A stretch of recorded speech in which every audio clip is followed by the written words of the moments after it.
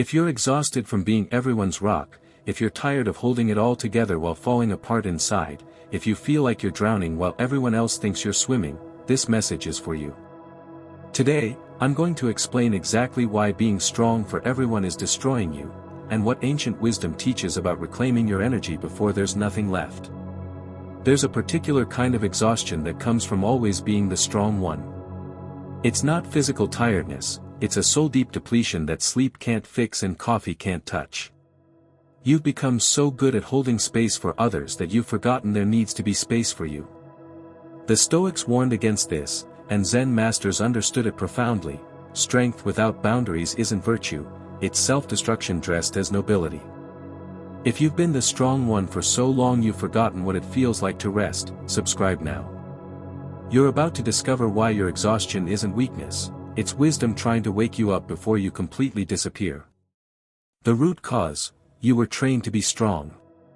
Let's start with the uncomfortable truth: you weren't born to carry everyone's burdens. You were trained to. Somewhere in your past, you learned that being strong for others earned you love, acceptance, or safety. Maybe you had parents who needed you to be the responsible one. Maybe you had siblings who looked up to you. Maybe you went through early trauma that forced you to mature faster than your years. Whatever the origin, you learned a dangerous equation: my worth equals my strength for others. You became valuable not for who you are, but for what you could carry. The Stoic philosopher Epictetus taught about preferred indifference, things we prefer but shouldn't attach our worth to. Being helpful to others is a preferred behavior, but it became your identity instead of your choice. Here's what happens: every time someone needs support and you provide it, you get a small dose of validation. See? I'm valuable. I'm needed. I matter because I'm strong enough to help. But like any addiction, you need more and more of it to feel okay about yourself. You didn't consciously choose this role, it chose you through repetition and reward. And now you're trapped in a pattern that's literally consuming you from the inside out. The hidden cost: compassion fatigue. The second truth is that what you're experiencing has a name: compassion fatigue. And it's far more serious than simple tiredness. Compassion fatigue happens when you give so much emotional energy to others that you have nothing left for yourself. Your nervous system stays in constant alert mode, always ready to support, help, fix, or rescue. You never truly rest because part of you is always on duty. Buddhist psychology teaches about idiot compassion, compassion that helps others at your own destruction. Real compassion includes yourself. But you've been practicing compassion that excludes yourself entirely. The symptoms are unmistakable: you feel emotionally numb or overwhelmed. You resent the people you're helping while simultaneously feeling guilty for that resentment. You fantasize about disappearing or running away. You have physical symptoms like exhaustion, headaches, or digestive issues. You've lost the ability to feel joy in things that used to light you up.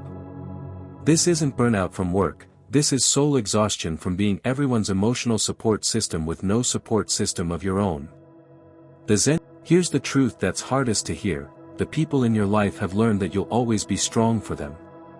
And many of them are now unconsciously, or consciously, exploiting that. This isn't about blaming others. It's about recognizing that you've trained people how to treat you. When you're always available, always supportive, always strong, people stop asking if you need support. They assume you don't, or they simply don't think about it. Marcus Aurelius wrote, "Everything we hear is an opinion, not a fact. Everything we see is a perspective, not the truth. The perspective others have of you is that you're unbreakable. But that's not truth, it's the performance you've been giving. You've created relationships where the flow of energy is entirely one-directional. They unload, you absorb. They struggle, you strengthen them. They fall apart, you hold them together. But when you need support, suddenly everyone is too busy, too overwhelmed, or they're shocked because you're always so strong. The painful reality is that many people in your life don't actually know who you are. They know the strong version you present. They know the helper, the fixer, the rock. But the real you, the one who also struggles, doubts, and needs support, that person is a stranger to them. This creates a devastating loneliness, surrounded by people but utterly alone in your struggles. The breaking point: your body is keeping score. The fourth truth is that your body has been trying to tell you to stop, but you've been ignoring the messages. And now the tension headaches. These aren't random, they're your body's desperate attempt to make you stop. Your nervous system has been in fight or flight mode for so long that it's forgotten how to rest. Even when you're physically still, your system is vigilant, scanning for who might need you next. The Stoic practice of premeditatio malorum, preparing for difficulties, has become your permanent state. You're always preparing for the next crisis, the next person who needs saving, the next burden to carry. But here's what the Stoics also taught: we're not meant to carry what isn't ours. Epictetus said to focus only on what's in your control. But you've taken responsibility for everyone else's emotional regulation, problem solving, and well-being. That was never yours to carry. The identity crisis: who are you without the strength? The fifth truth cuts deepest: you're afraid to stop being strong because you don't know who you are without it. This is the crisis that keeps you trapped. If you're not the strong one, the reliable one, the one who holds it all together, then who are you? What's your value? Will people still love you? The Zen concept of no-self teaches that the roles we play aren't our true nature. But you've confused your role with your essence. Being strong has become not just what you do, but who you think you are. So the thought of setting boundaries, saying no, or admitting you need help feels like annihilation. It feels like if you stop being strong, you'll cease to exist in any meaningful way. But here's the profound truth that ancient wisdom: the path to freedom requires you to release this identity and discover who you are without it. This is terrifying because it means facing the unknown. But it's also the only path to genuine rest, real relationships, and authentic existence. The path forward: reclaiming your energy. So how do you escape this exhausting pattern? Ancient wisdom offers a clear path forward. First, practice the Stoic discipline of discernment. Start asking, is this mine to carry? Not, can I carry this, but, should I? Just because you're capable doesn't mean you're responsible. Second, embrace the Buddhist principle of skillful boundaries. Saying no isn't selfish, it's self-preservation. The Zen master Thich Nhat Hanh taught that you can't help anyone if you're depleted. Your first responsibility is maintaining your own well-being so you can help from abundance rather than depletion. Third, implement the Stoic practice of withdrawal. Marcus Aurelius regularly withdrew from duties to restore himself. You need regular periods where you're completely unavailable for others, not emergencies, not crises, not quick questions. Complete withdrawal. Fourth, develop what Zen calls beginner's mind in your relationships. Approach people without the assumption that you must fix, save, or support them. Sometimes the most loving thing is to let people struggle and grow through their own challenges. Fifth, practice self-compassion as rigorously as you've practiced compassion for others. The Buddhist teaching of metta, loving kindness, must start with, this is painful, but it's also clarifying. The people who get angry when you set boundaries were benefiting from your lack of them. The people who guilt you for self-care never cared about your well-being. The people who leave when you show vulnerability were never there for the real you anyway. Marcus Aurelius wrote, "It never ceases to amaze me, we all love ourselves more than other people, but care more about their opinion than our own." You've been caring more about others' opinions of you than your own survival. That has to end. The Zen teaching here is profound: let go or be dragged. You can release these one-sided relationships consciously and with compassion, or they'll drag you until you break completely. But here's the beautiful truth: as some people leave, space opens for real relationships.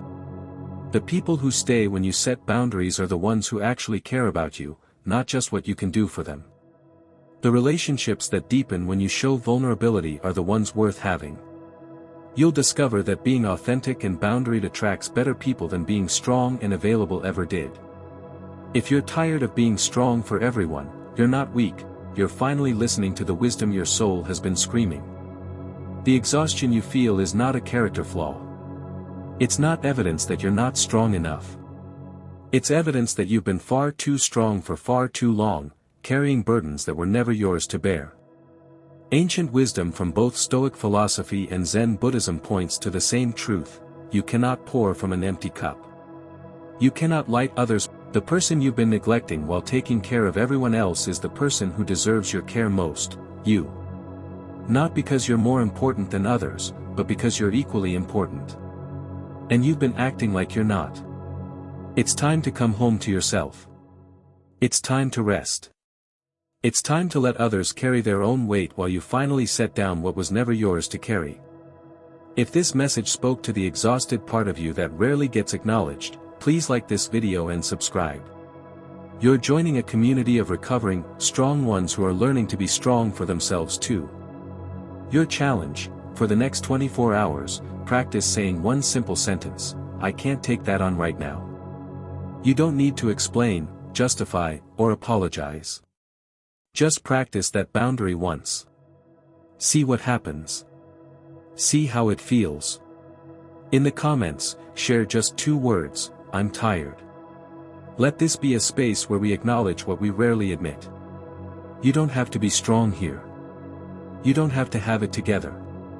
You're allowed to be tired. And remember, you were never meant to be everyone's strength. You were meant to be yourself, which includes being strong sometimes, and exhausted sometimes, and everything in between. Give yourself permission to rest. Give yourself permission to need. Give yourself permission to stop.